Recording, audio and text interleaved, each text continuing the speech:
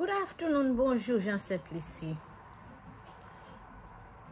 I would like to speak more about the St. Lucian housing projects and how that I find that our ministers are misusing the $10 million that has been given to St. Lucia to create housing projects for our middle class and disabled persons in St. Lucia.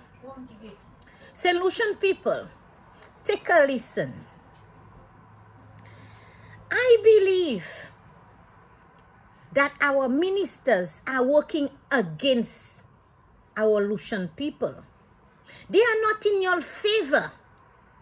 I believe that the ministers of SLP or any elected members that are in power, UWP, SLP, for many years, St. Lucians, watch your bread. I find that the ministers of housing, Mr. Richard Frederick, I had great respect for you. But not after I find out that the money that was given, $10 million, hear me out, St.Lucia, $10 million has been provided to supply housing in St. Lucia. And your ministers, PJP, Mr. Richard Frederick, and the rest of your ancestors with suits, y'all claim that y'all are classy, clean men, right? So what I find is, what I want to say in this video, Mr. Richard Frederick and the rest of the ministers, I realize that zo se un homme qui pa ni pièce classe, zo malpropre.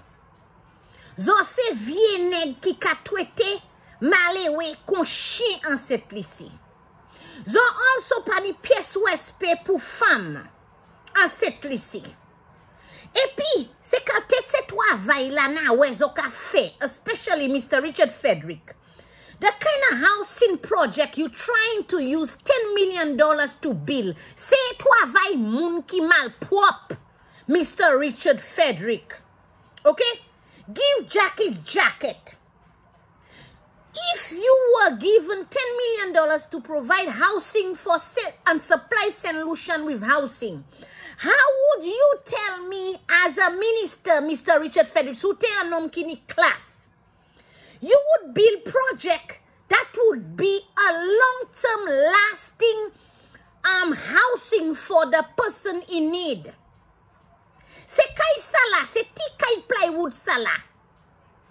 They are built in foundation that anytime hurricane in June might come in June.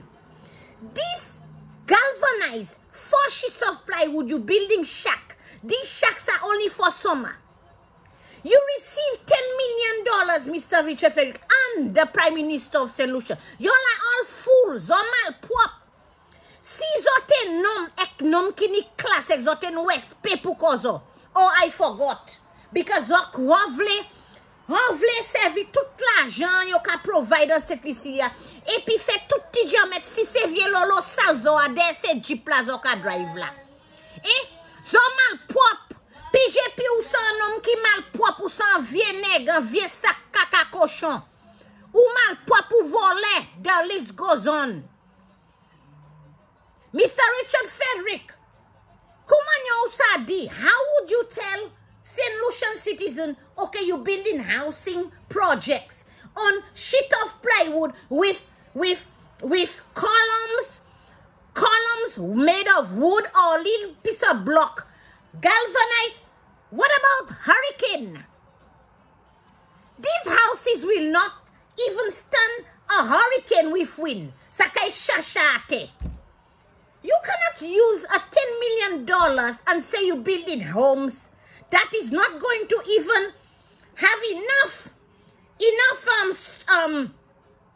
stability to stand a hurricane. C'est travail malpropre, zo volé. Mani pièce respect pour zo encore. Zo malpropre, zo vie nèg, si zo te propre, C'est pas l'état ça zote kay mette pays ya. 4 sheet plywood et puis pilote oui coco. Pilote ya kal teti bois ba pilote oui kay. How would St. Lucia wanna stand this kind of ridiculous ideas trying to say this is housing? Money was provided, $10 million was provided, and you starting off with giving plywood house that's not gonna last if a hurricane come in St. Lucia. Opotan mal popek led, ki les zokwe zoka kwene ya. And Mr. PJP ka be kon vie kabrit ki an vie mon, low life. Ou vle di mo kon ha, ek sa mani pou di an a dili, lo san vie neg ou san low life a sak kaka koshon adou se sa ou ye. Take it to the bank, zo mal pop top. Se vie neg la ki kwayon soutan le yo wa. Zo se kabrit, zo mal pop. So ban respect pour femme cette ici. So ban respect pour pauvre middle class people. So man pop low life zoye. Yeah, if you love St. Lucia, do something properly. Ça zo pop me soutan les just using poor people to big up yourself. Exok hoka kite poor people in the drain. Exok di so se nom zo se kaka cochon mal pop. All of you are the one that mistreated St. Lucia.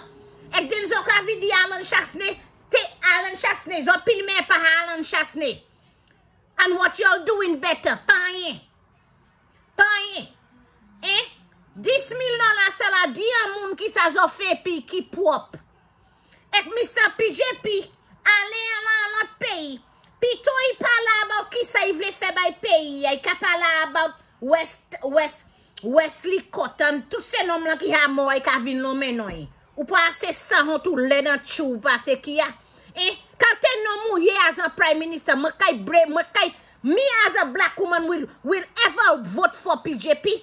Mr. Richard Frederick, ou se un homme, ou ni mansion, ek se l'État sa ou ka fe un kay bay moun pour las en cette lisi. Ou pa have hurricane ka vini en cette lisi. Zon mal pop. And you're saying you love St. Lucia, you love only yourself and your pocket. Equity jamet excellent, you ka put zo pop. You're destroying St. Lucia. And you're saying is half a loaf is better than nothing. And you're not eating half a loaf and leftovers from poor people. So mal pop. It's not now I know. Most black men in St. Lucia, you're treating women like you're slave. You refuse to let a black woman run St. Lucia. Pa man ki te kay big zo anon plison. For your little money, zo vole. Bon da zo sal pase ki. Vole. Se femme lan ki ka leve zo di gad pou la han. Même si zo te di millions of dollars ma leve zo di gad, zo mal pop. Bon da zo lolo zo tout jol zo tout de bagwin zo senti en cette lisi. PJP, you are involved too. Ou mal pop. Sou te pop ou ni éducation, c'est l'État sa ou ka silme cette lisi. Et kou ka kompe Alan Chasney. Ou ledan chou pase ki ya. Alan Chasney pi pop paso, sa kwe viene konye. It's a disgrace what I gave you all the opportunity to do for my beautiful island of St. Lucia. Ek se bay mal pop te tout sel zo ka fe. There are not even anything prepared for our youth, for our young children growing up. You're still leading them in as sex slaves in St. Lucia, depending on men, on the men to feed them bread. Zo pop. Tout se magi sa la zo mal pop zo led. Ek zoni soutan led, soutan ba bois zo santi, tout gel zo santi. $10 million, that is what y'all can offer St. Lucia. What about she said c'est galvanize, c'est kalos sala ou pa have le hurricane vini. Sa kalas, pou zo ka misuse la han set lisi ek zo ni West Pepu, set lisi ek na West Pepu zo.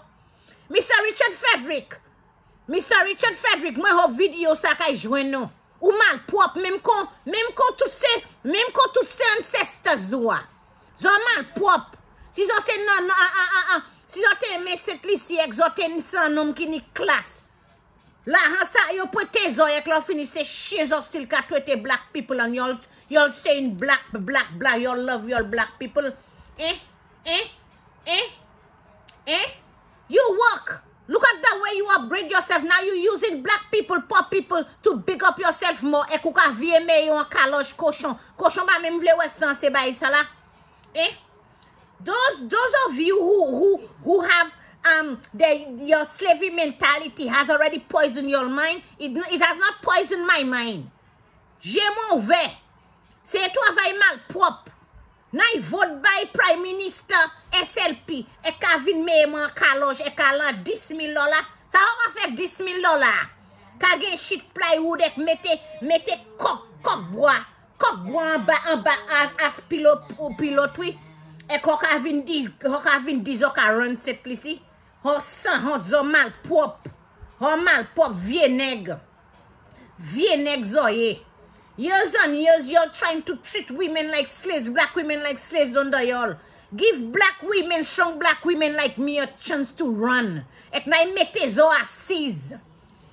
Zo pan pièce conduite pour tout boda noe zo. Ek la fini zo kanik mess up pays ya. Kanik just me pay en le tab moun ek kwe yo kay point. Malpropre, vie nèg kon zo ye. En vie soutan les ok la fini. Pen bon dazo ki net. Y'all upset me in St.Lucia. Y'all get the money and y'all still fucking around with it in St.Lucia. So bobolis. Go malpropre. Vie nèg malpropre kon zo ye. Mwen sahayan nom ki bobolis ek malpropre. Si zo se nom ek ni nom ki wespe zo kay dekay mouche St.Lucia citizens that zoni class pou fan bay ki pli me passe trashy dog house zo ka bay moun amale we. Ek la fini zoni SUV, zoni tout sol kalte bel mansion. Ek la fini se même se malewe sa la ki mezo kozoye la. So you calling that clean? Oka kuye sa clean? I expect St.Lucia to do much better than that and stop voting for useless lowlifes. Vie neg zoye. Vie neg. The children of tomorrow, y'all are working to treat them like sex slaves. Ek plan zo se pou pwe tout la han, yo hok apwete ya, ek fe tout ti jan met si se lolo sal santi zo a, bis la, DSSUV ya, ek pay yo pou fey, in secret, while you're stealing poor people's money, salop.